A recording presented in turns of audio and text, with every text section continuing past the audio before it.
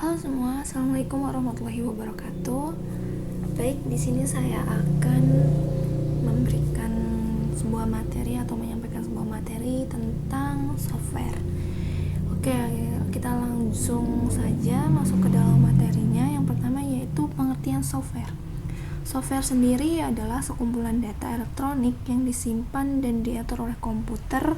Data elektronik yang disimpan oleh komputer itu dapat berupa program atau instruksi yang akan menjalankan suatu perintah melalui software atau perangkat lunak lainnya di suatu komputer dapat untuk menjalankan suatu perintah.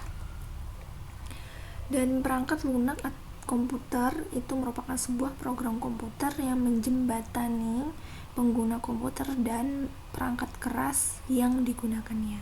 Perangkat lunak adalah program komputer yang berfungsi sebagai sarana interaksi atau yang menjembatani pengguna dengan perangkat keras dan juga sebagai penerjemah perintah-perintah yang dijalankan pengguna komputer untuk diteruskan atau diproses oleh perangkat keras. Jadi, perangkat lunak atau software ini merupakan sebagai jembatan atau sebagai fasilitator penerjemah perintah yang akan dijalankan oleh perangkat keras selanjutnya. Dimana fungsi perangkat lunak itu yang pertama ada pengolah kata, software presentasi, software dasar, software database, software pengolah angka, dan software pembuat program. Yang pertama yaitu pengolah kata. Perangkat lunak pengolah kata memiliki fungsi untuk melakukan manipulasi dan mengolah kata-kata yang nantinya diperlukan untuk pembuatan dokumen atau untuk merangkum sesuatu. Contohnya itu ada Microsoft Word, OpenOffice Writer, dan Lotus Word Pro. Selanjutnya yaitu pengolah angka. Perangkat lunak jenis ini berfungsi untuk melakukan pengolah angka seperti melakukan perhitungan dan operasi aritmatik lainnya.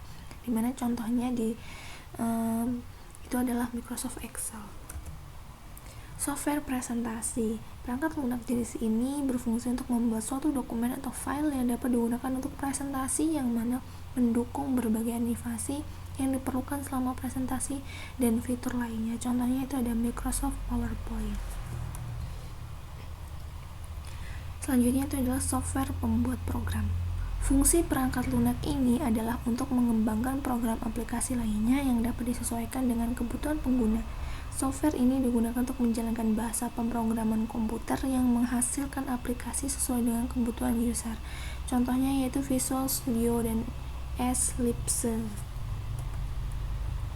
Software dasar. Perangkat lunak dasar ini adalah perangkat lunak yang dibutuhkan untuk mendukung agar software lainnya dapat berjalan di perangkat komputer atau perangkat keras lainnya. Contohnya adalah sistem operasi atau sistem operasi Linux, sistem operasi Windows. Yang selanjutnya yaitu software database atau penyimpan data. Software ini berfungsi untuk menyimpan data yang dimasukkan serta diolah untuk kebutuhan pengguna melalui berbagai aplikasi pendukung, contohnya DBMS atau Database Management System. Di sini ada pengelompokan perangkat lunak berdasarkan fungsi, yaitu sistem operasi, operational system, yang kedua operational utility, yang tiga bahasa pemrograman, yang keempat program aplikasi, yang kelima freeware, keenam free software, ketujuh open source, yang kedelapan adalah shareware. Adapun macam-macam perangkat lunak yaitu ada sistem operasi, utilitas, device driver, dan penerjemah bahasa. Yang pertama yaitu bahasa pemrograman. Bahasa pemrograman merupakan notasi yang dipergunakan untuk mendeskripsikan proses komputerisasi dalam format yang dapat dibaca oleh komputer dan manusia. Program komputasi umumnya bahasa pemrograman komputer adalah mesin yang dapat melaksanakan seperangkat perintah dasar atau instruction. Bahasa pemrograman itu dibagi menjadi tiga. Yang pertama yaitu Java, adalah bahasa pemrograman yang dapat dijalankan di berbagai komputer termasuk telepon genggam, dikembangkan oleh Sun Microsystems dan diterbitkan tahun 1995. Yang kedua yaitu bahasa pemrograman C, dibuat pada tahun 1972 oleh Dennis Ritchie untuk sistem operasi Unix di Bell Telephone Laboratories.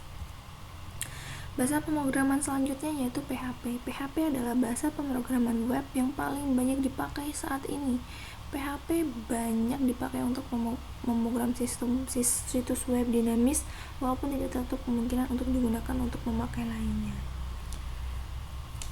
Sekian materi yang bisa saya sampaikan, kurang lebihnya saya mohon maaf. Saya akhiri. Wassalamualaikum warahmatullahi wabarakatuh. See you next.